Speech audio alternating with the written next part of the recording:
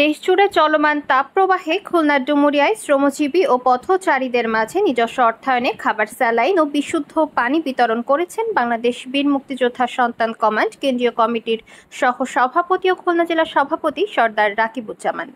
বুধবার দুপুরে ডুমুরিয়া উপজেলার চুকনগর বাসস্ট্যান্ড চত্বরে শ্রমজীবী ও পথচারীদের মাঝে বিশুদ্ধ পানি ও খাবার, স্যালাইন বিতরণ করেন। এ বিষয়ে সর্দার রাকিবুজ্জামান বলেন, চলমান তাপপ্রবাহে শ্রমজীবী মানুষ খুবই কষ্ট করে জীবন নির্বাহ করেছেন।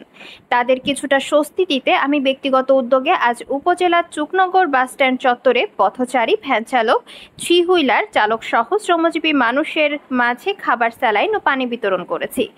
তাপপ্রবাহ চলমান থাকলে এই উদ্যোগ অব্যাহত থাকবে। উপস্থিত ছিলেন ডুমুরিয়া উপজেলা যুবলীগ সদস্য আসাদুজ্জামান মিন্টু, সাংবাদিক আরিফুর রহমান, সাবেক ছাত্রনেতা শমা কবিরুল ইসলাম প্রমুখ। আমার এই সিলাইন আর পানি দেওয়ার উদ্দেশ্যে এই প্রচণ্ড তাপদাহ, এই অনেক বছর পরে এই তাপদাহ বাংলাদেশে শুরু হয়েছে, যে কারণে অনেক পথচারী, অনেক গরিব মানুষ, ভ্যান চালক, তারা এই যে যেমন উপরের তাপ, নিচের পিচের তাপে তারা ক্লান্ত হয়ে যাচ্ছে। তাই একটু সিলাইন আর পানি দিয়ে তাদেরকে যদি একটু শারীরিকভাবে স্বস্তি ফিরে আসে, তার জন্য আমার এই পরিকল্পনা। আমার দেখা থেকে আরও যারা সমাজের বিত্তবান আছে তারা এগিয়ে আসুক। আসলে অসহায় মানুষের পাশে আমাদের দাঁড়াতে হবে, এটাই আমাদের চাওয়া এবং কাম্য।